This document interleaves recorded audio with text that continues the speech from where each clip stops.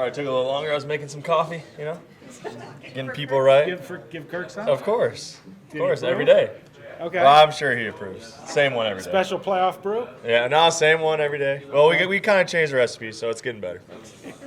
More honey, less honey? No. Just the way that we make it. We changed up something. Yeah, it's a secret though. I still think it's a martini. It's not a martini. No alcohol involved.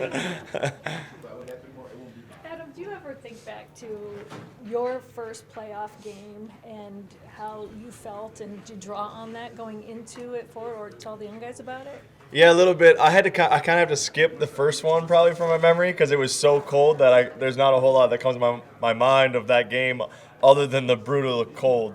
But no, yeah, definitely there's things you pick up from playing in the playoffs and then kind of bring that to some of these young guys that haven't been in the playoffs and what that atmosphere is like. I mean, those games that we had, or the game that we had in U.S. Bank Stadium, and the atmosphere and the energy and the kind of anticipation that's in that building from the moment you walk in.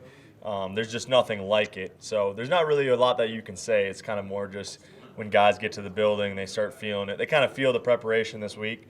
It's just different when it's playoffs. It's win or go home. You have one opportunity each week to stay alive, and it's a different type of feeling when you get in this building.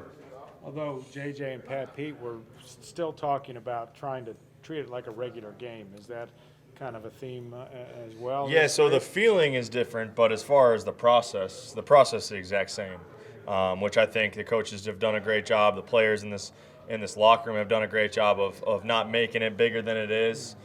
We know it's win or go home. We have that in the back of our head, but again, the process is what's important. And I think where that starts is actually doing that, not just saying it throughout the season, trusting the process, whether we win, lose, a big win or a bad loss, like the same process week in and week out. I think that kind of carries on to the playoffs. So again, the coaching staff, the staff that we have, and then the players have done a great job so far with that. Do you tell young guys then just allow yourself to enjoy the feeling, but then keep it under wraps? I mean, it's a balance, right? It is a balance. I think the biggest thing is to attack the process, so that way you can go out there on Sunday and feel good about whatever you put out there is your best. So I think that's kind of the message that I have for these guys is just attack the process, feel good about the way that you prepared, so that you can just go let it out and play free on Sunday, and then kind of let the cards fall. Whatever happens at that point. Adam, I know the benefit obviously goes both ways, but what is it like to go into a playoff game with a team that you played so recently in the regular season? Yeah, I mean, I think it happens quite frequently. I think it happens quite a bit in this league. Yeah, I mean, it's a different thing. It's kind of weird. But it happens during the season within your division. Didn't really happen for us this year, but in past years, you play a team week 14 and then week 17. So I think we can kind of take off of that, and then at the end of the day, it's football. Go out there. There's somebody across from you. Doesn't care what color the jersey is. You got to go out there and you got to prepare, and then ultimately they're going to give you some different looks. They're going to be a different team than they were the last time you played. So how do you adjust? How do you figure it out? And then how do you win your individual matchups? Is there a tendency to blitz change things for receivers? It doesn't. No. The great thing about playing receiver is there's not as much thinking. We just get to be able to go out there and play, and they tell us what yardage we have to go to and how they want us to run the route, and then we try to win within those parameters, I guess you could say. So it doesn't change much for us. I mean, we know we got to get open a little quicker, but at the end of the day, you still have to go to the right depth at the right time, it doesn't change much for us. Given that you guys ran away with the division, did any of your games this year feel like must-win games?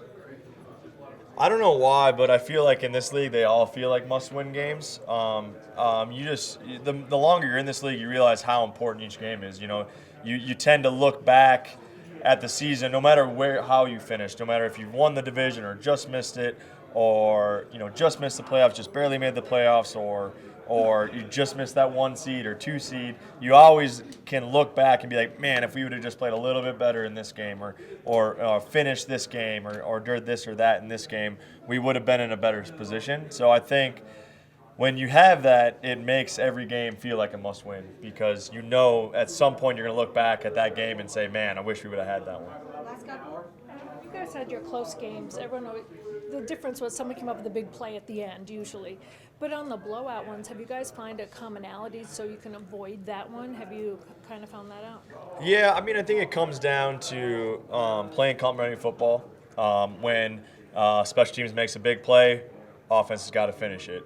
When defense makes a big stop, offense has got to go down and score. So I think a lot of the times in those games that we didn't play our best football and didn't win those games that we wanted to, there was no complementary football. It was maybe one side made a big play, but then the other side didn't do their job. So I think, again, playoff football is and when you have big games in this league, you need everybody kind of firing together. Everybody kind of working off one another. You have a big return, you go down and you score 7. You get a 3 and out on defense, you got to go down and get points. So that's going to be a huge factor in who wins this football game. So there's no looking back like, hey, before that we were kind of flat and so we're counteracted. There's no way that you could kind of tell looking back? No, I don't think so. I think there's so much that goes into a football game. And I think a lot of times the excuse is, oh, they didn't have enough energy. It's like, we're NFL football players. We got energy. Like we're out there trying to play our best football every time we go out there.